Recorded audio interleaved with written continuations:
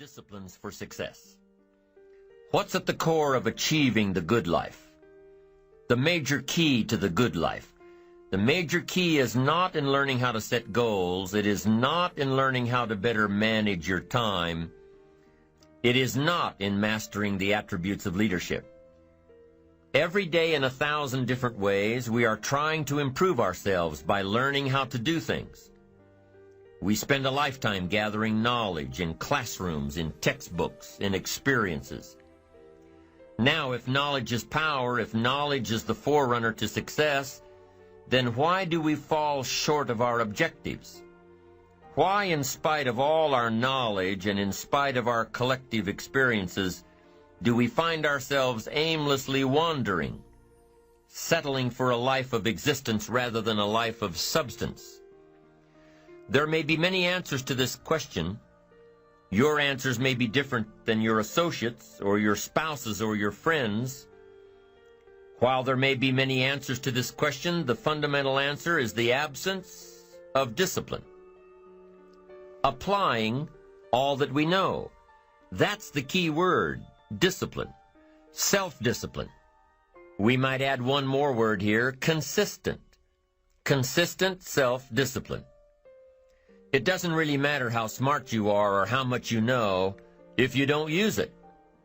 It doesn't really matter that you graduated magna cum laude if you're stuck in a low-paying job. It doesn't really matter if you attended every seminar that comes to town if you don't apply what you've learned. Better than knowledge is applied knowledge. And once we've applied our knowledge, we must study the results of that process. Apply our knowledge, study the results. Refine our approach. Finally, by trying and observing and refining and trying again, our knowledge will inevitably produce worthy results, admirable results. And with the joy and results of our efforts, we continue to apply, to learn, to observe, to fuel our ambition with the positive reinforcement of continued progress. Pretty soon, we'll find that we're swept into a spiral of achievement, a vertical rise to success. And the ecstasy of that total experience makes for a life of triumph over tragedy, dullness, and mediocrity.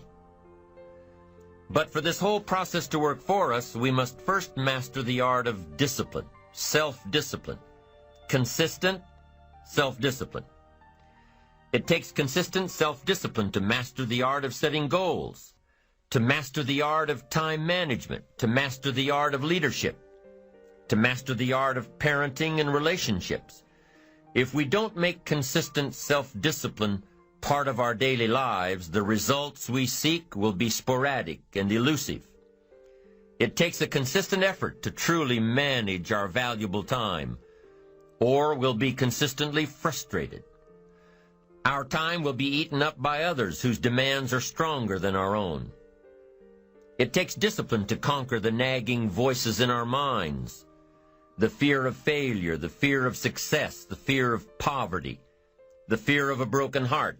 It takes discipline to keep trying when that nagging voice within us brings up the possibility of failure. It takes discipline to admit our errors and recognize our limitations. The voice of the human ego speaks to all of us. Sometimes the voice of ego says that we should magnify our value beyond our results. It leads us to exaggerate, to not be totally honest.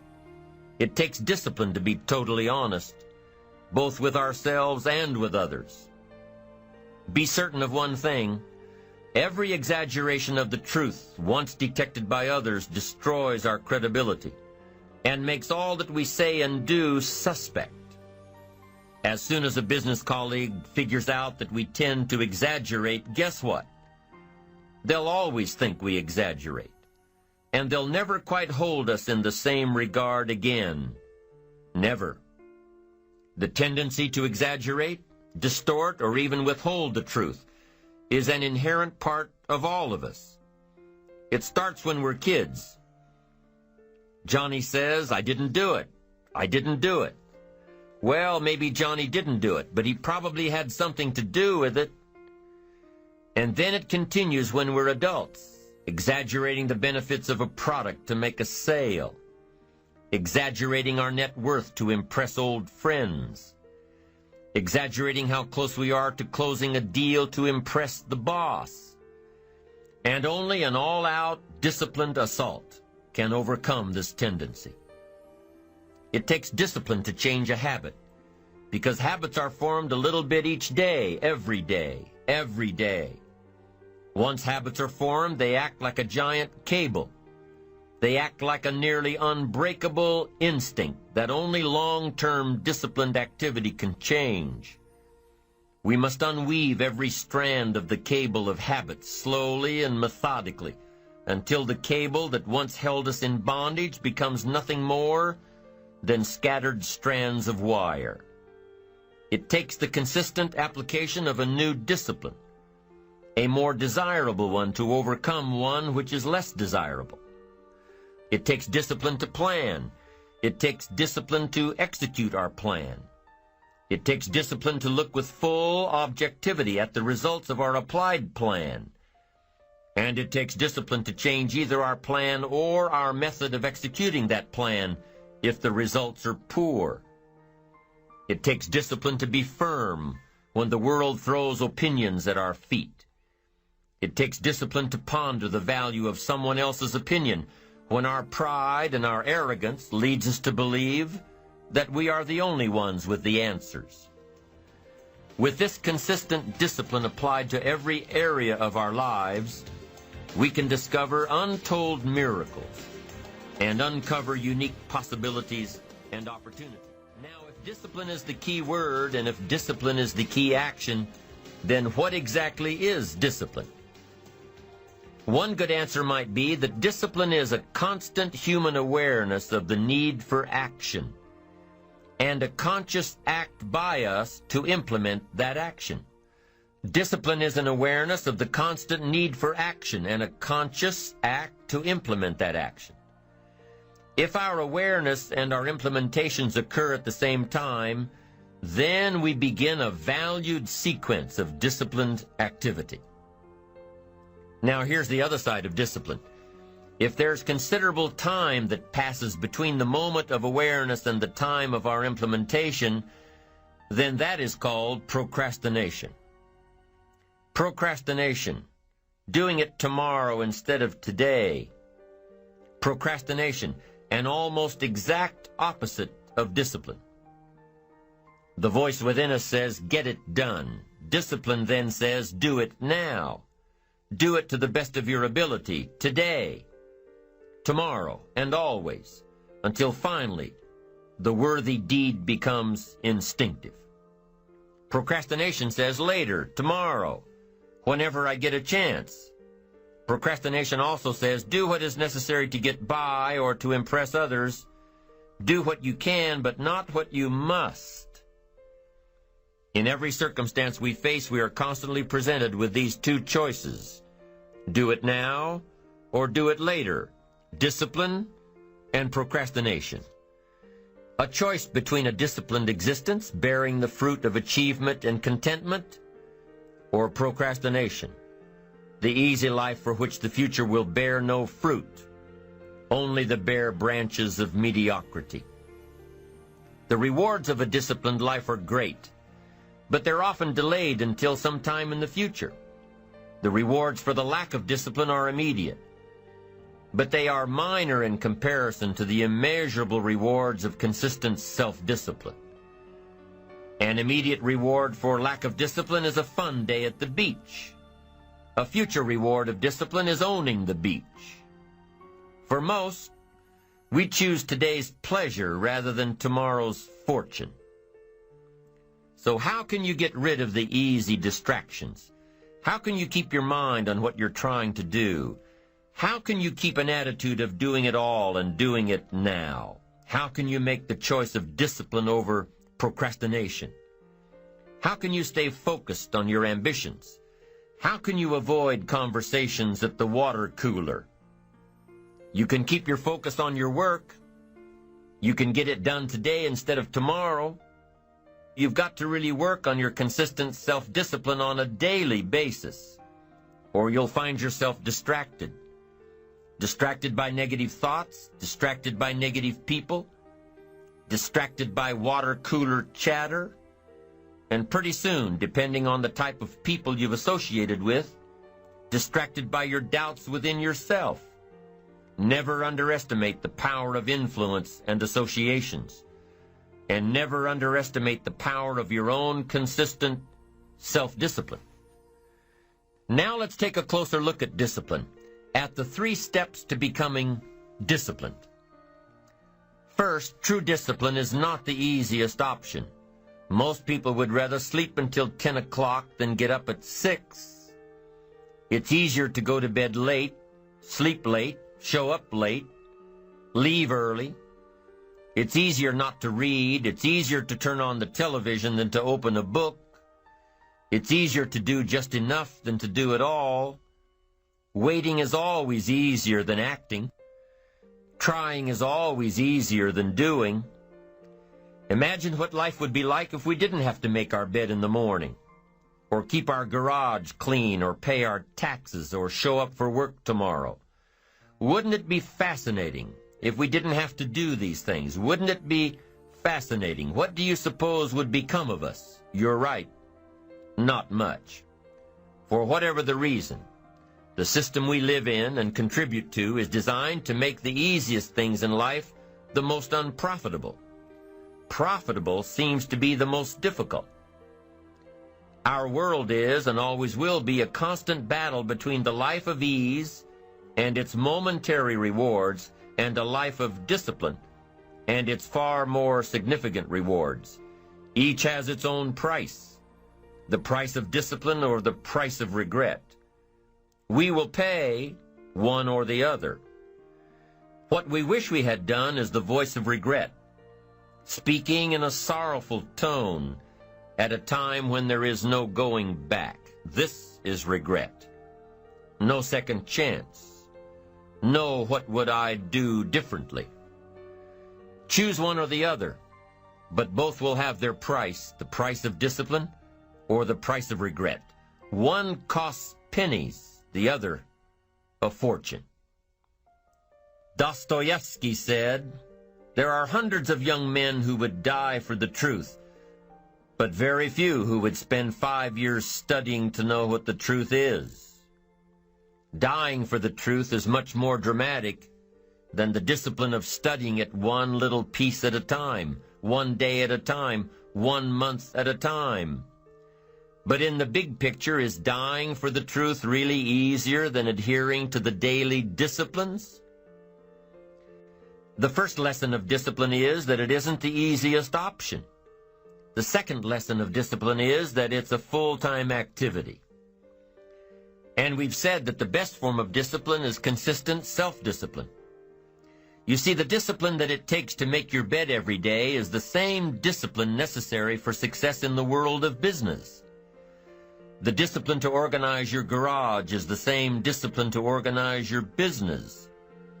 All disciplines carry through to affect all parts of our lives.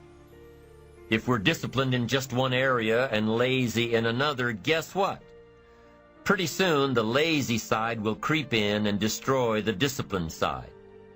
The bad habits in one area of our life will eventually destroy our self-discipline in the areas we've been working on. Consistency cannot be inconsistent.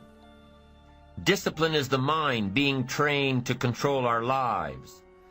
Discipline is a set of standards which we've selected as a personal code of conduct. Discipline is imposing on ourselves the requirements for honoring these standards. Once we've adopted these standards of behavior and conduct, we're committed to honor them. And if we don't, then there can be no disciplined activity. We find ourselves announcing our standards to our relatives, our friends, our associates. We shout our beliefs and condemn those who believe any differently, but then we don't walk the talk. We end up acting in a way far different from the beliefs we've shouted. We tell our kids that the TV is rotting their minds, yet we spend our evenings in front of it. We tell our employees that they must take advantage of every minute of the working day, yet we spend 3 hours at lunch. Do as I say, not as I do. This is inconsistent. This leads to a loss of credibility among those who watch us. And more importantly, this leads to a loss of credibility within ourselves. The only thing worse than one who is inconsistent in applying their self-imposed disciplines is one who has never considered the need or the value of discipline at all. These people seem to wander aimlessly, changing procedures, changing standards, changing loyalties, and shifting frequently from one commitment to another, leaving behind a trail of broken friendships, unfinished projects, and unfulfilled promises, all because of a discipline that was either non-existent or imposed so infrequently that it was ineffective. Here's the third step to becoming consistently self-disciplined. Number one is realizing that discipline isn't the easiest option. Number two, discipline is a full-time activity, day by day, every day. And the third step to becoming self-disciplined is really a philosophy that holds one of life's unique promises. Number three simply says, for every disciplined effort, there is a multiple reward. That's one of life's great arrangements. It's like the law of sowing and reaping. In fact, it's an extension of the biblical law that says if you sow well, you reap well. Now here's a unique part of the law of sowing and reaping. Not only does it suggest that we'll all reap what we've sown, it also suggests that we'll reap much more. Life is full of laws that both govern and explain behaviors. But this may well be the major law we need to understand. For every disciplined effort, a multiple reward. For every disciplined effort, a multiple reward. What a concept. If you render unique service, your reward will be multiplied. If you're fair and honest and patient with others, your reward will be multiplied. If you give more than you expect to receive, your reward is more than you expect. But remember, the key word here, as you might well imagine, is discipline. Everything of value requires care and attention. Everything of value requires discipline. Children require discipline. They must have a structure built for them. They must have boundaries to work within so they feel secure and comfortable to explore and grow. They must learn to recognize what's right and what's wrong, what's acceptable behavior, what's not acceptable. Children require unwavering discipline, consistent discipline, or they'll be confused as to how they're supposed to behave. Likewise, our thoughts require discipline. We must set up our inner boundaries, our codes of conduct, or our thoughts will be confused. And with confused thoughts, we'll end up being confused, hopelessly lost in the maze of life. And confused thoughts produce confused results. Look around you at this very moment in time. What might you be doing that needs attention? Perhaps you're listening to this program as you drive along in traffic, blowing your horn at someone ahead of you who isn't driving at the speed you'd like to. Perhaps you're listening alone because you've had a disagreement with someone you love or someone who loves you, and your anger won't allow you to speak to that person. Wouldn't this be an ideal time to examine your need for a new discipline?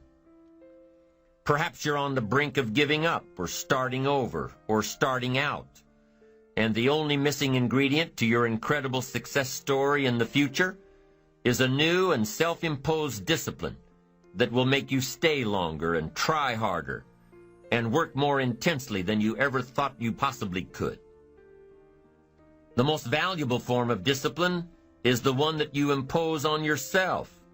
Don't wait for things to deteriorate so drastically that someone else must impose discipline into your life. Wouldn't that be tragic? How could you possibly explain the fact that someone else thought more of you than you thought of yourself? That they forced you to get up early and get out into the marketplace when you would have been content to let success go to someone else who cared more about themselves? Your life, my life, The life of each one of us is going to serve as either a warning or an example. A warning of the consequences of neglect, self-pity, lack of direction and ambition, or an example of talent put to use, of discipline, self-imposed, and of objectives clearly perceived and intensely pursued. Now, can too much discipline be a bad thing? Can you possibly be too disciplined? Too much of anything is a bad thing. Life without balance results in an unbalanced life. Walking around the block every day is good. Walking or running 6 hours a day is bad. It's obsessive. Unless, of course, you make your living as a marathon runner. Then you're doing your job. Eating an apple a day is good. Eating only apples is bad. You won't get all the protein and vitamins and nutrients your body needs.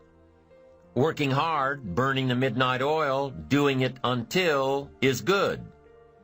Working nonstop, never taking a vacation, never having any fun, never spending quality time with the people you love, working day after day, month after month, never taking a break year after year, is bad. If you've got your nose to the grindstone all the time, how are you ever going to spot new opportunities, consider new ideas? It doesn't work that way. You've got to stop and ponder where you've been and where you're going. You've got to reflect so you know if you're even on the right track. Everyone has heard the story of Willie Loman in the play Death of a Salesman. Willie was a workaholic. He typified the old-fashioned concept of success. After all, if you're always working, you must be successful.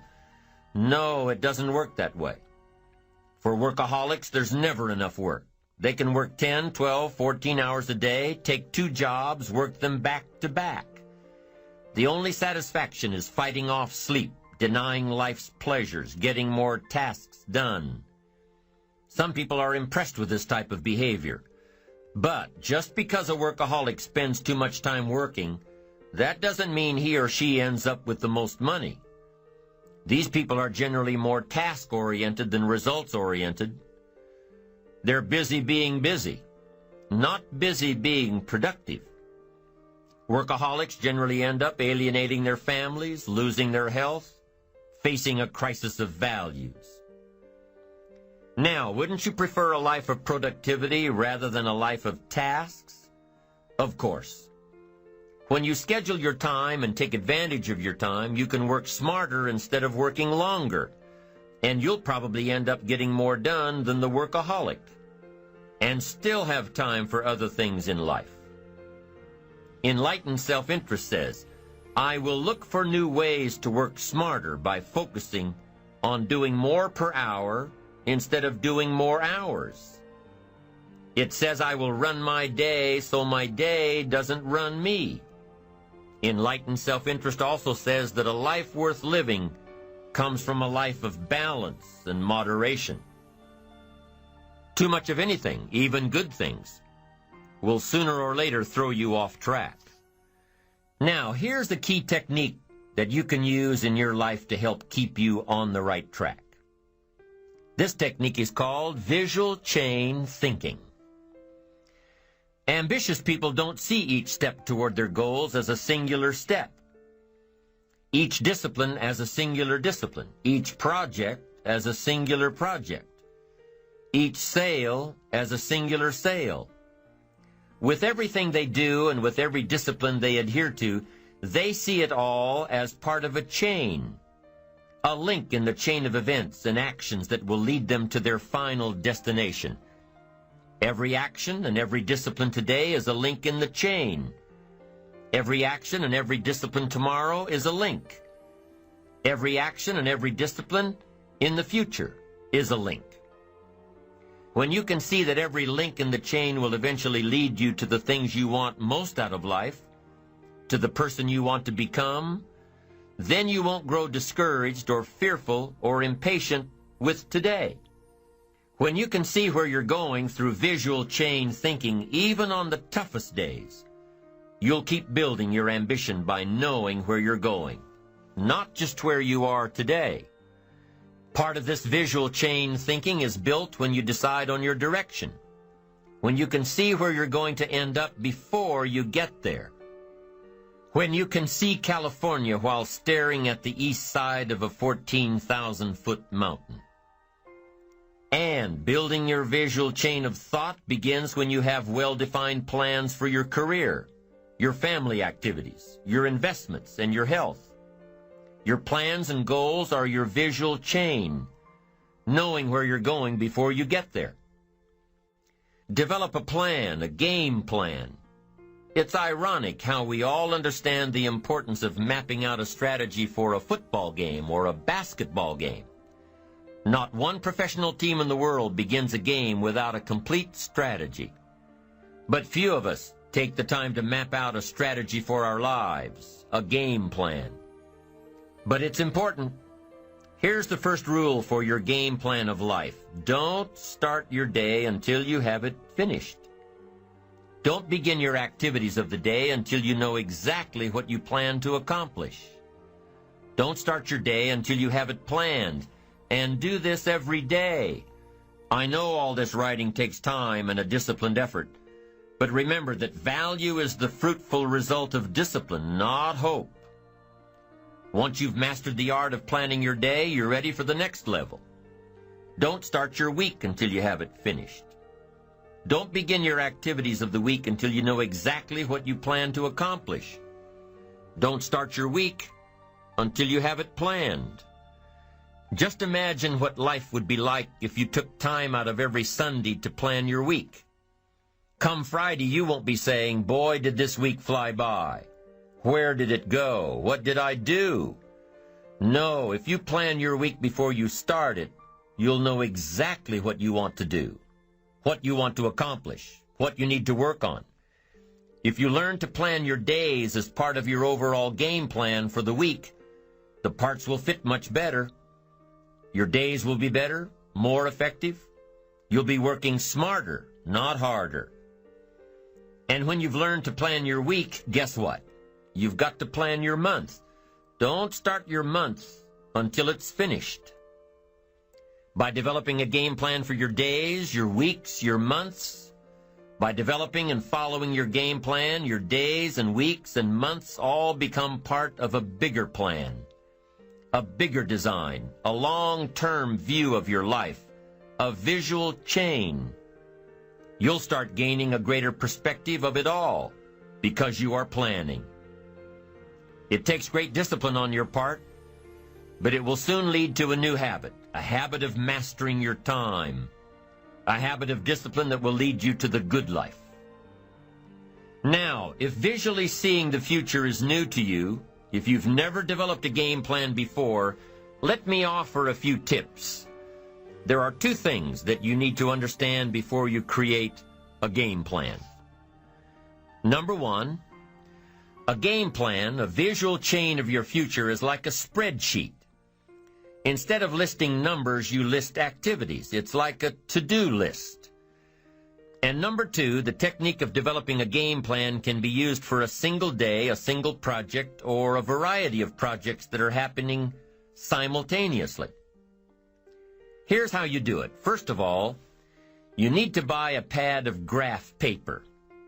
Game plans work best on graph paper. So take a sheet of graph paper and make vertical columns of the number of days this plan is to cover. Then on the left-hand side of the paper, write the heading, Activities. Under this heading, list all of the activities to be accomplished within your time frame. Let's say, for example, that you've got 1 week to finalize a marketing plan. It's an overwhelming amount of work to complete, but it's got to be done. So break it down piece by piece. The best way to start is by listing all of the individual components on the left-hand side of the page. Now, some of these things need to be completed before others can be started. You need to have your market research results in before you can determine your target market. You need to know your target market before you can develop your marketing strategy. You need to have your marketing strategy before you can create a budget for collateral materials, and so on. When you break down the project piece by piece, deadline by deadline, you can be more effective in delegating the appropriate pieces of the puzzle. And you can be more effective in doing your own work while orchestrating the rest. The final result of developing a visual chain, your game plan, is a clear visual presentation of the tasks before you. Keep your game plan in plain sight. Put it up in your office where you can easily look at it. Have a copy of it at home and tape it to the refrigerator. Keep a copy in your journal for quick reference. Your game plan will serve as a constant reminder of all that you need to do to get where you want to go. If you're doing all that you're scheduled to do, game plans are very rewarding. And the discipline of developing and following a game plan is exciting. Day by day by day, week by week by week, month by month by month, you'll see the magic of your dreams and plans turning into reality. It's an incredible feeling of being in charge of your life, your surroundings, your future. It's like creating a work of art on the biggest canvas imaginable. It's creative. It's beautiful. This is powerful stuff, to dream a dream, plan for the dream, and then to watch your dream turn into reality. And what's really powerful about creating game plans is that you can see your future right before your eyes. So on those days when your energy isn't up to par, your enthusiasm is a little low, your ambition isn't pulling you, and your attitude isn't on the high side, on those days, use your game plan to see how far you've come and take time to realize just exactly where it is that you're headed for. On those days, it's your discipline and visual chain of the future that will pull you ahead. It can't possibly set you back. It'll pull you ahead. Develop a game plan for your life and make sure that it includes more than work projects. Make sure that your game plan includes time for recreation, time for reflection, time for exercise, time for health, time for spirituality. Let's say you've developed your plan and you've penciled in writing a report from 9 a.m. to 10 a.m. Well, what if you don't do your best report writing this early in the morning? What if you do this kind of work best at 3 in the afternoon? Then juggle your projects around a little. Know yourself well enough to know what you do best at different times of the day, of the week, of the month. Know the best time for you to accomplish a certain type of task and schedule it during those times. You have to work with your game plan in order for it to best work for you, and you have to maintain the discipline of working your plan until what? Until you've got it down. In the end, it is your own discipline that acts as the magic catalyst to give substance and depth to your ambition, to achieve your own plans and dreams, to have what you want to have, and to become what you want to become. Your consistent self-discipline is the magic catalyst. The ultimate question cannot be whether you are going to make the fundamental disciplines your own. The ultimate question is when.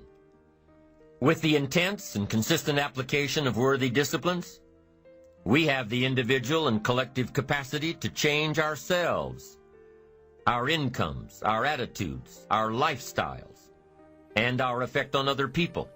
We can change opinions, we can change leadership, we can even change the direction of our nation. We have the chance, we have the capacity, we have the answers, and we have the ability.